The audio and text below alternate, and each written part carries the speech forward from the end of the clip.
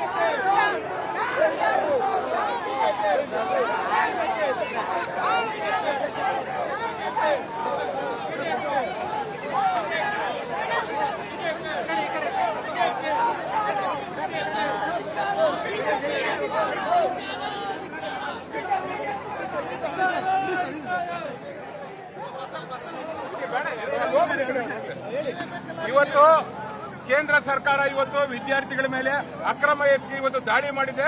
ಪ್ರಜಾಪ್ರಭುತ್ವವನ್ನು ಕಗ್ಗೊಲ ಮಾಡಿರ್ತಕ್ಕಂಥ ನರೇಂದ್ರ ಮೋದಿ ಸರ್ಕಾರನ ಕೂಡಲೇ ವಜಾ ಮಾಡಬೇಕಂತ ಇವತ್ತು ಪ್ರತಿಭಟನೆ ಮೂಲಕ ಆಗ್ರಹ ಪಡಿಸ್ತಾ ಇದ್ದೀವಿ.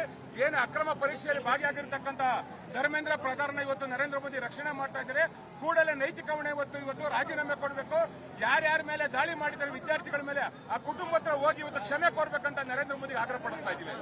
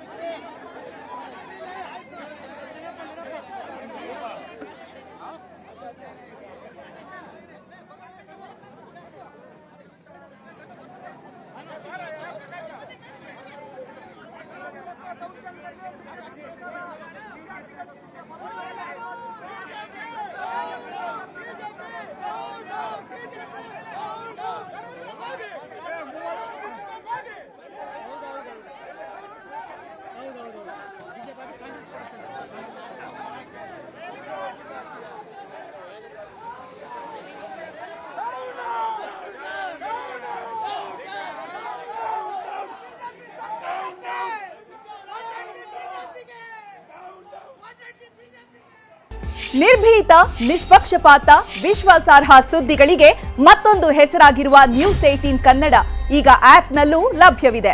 ದಯವಿಟ್ಟು ಇಲ್ಲಿರುವ QR ಕೋಡ್ ಅನ್ನು ಸ್ಕ್ಯಾನ್ ಮಾಡಿಕೊಂಡು ಆಪ್ ಡೌನ್ಲೋಡ್ ಮಾಡೋದಕ್ಕೆ ಮರಿಬೇಡಿ. ನಿಮ್ಮ ಬೆಂಬಲ ಹೀಗೆ ಸದಾ ನಮ್ಮೊಂದಿಗಿರಲಿ. ಧನ್ಯವಾದ.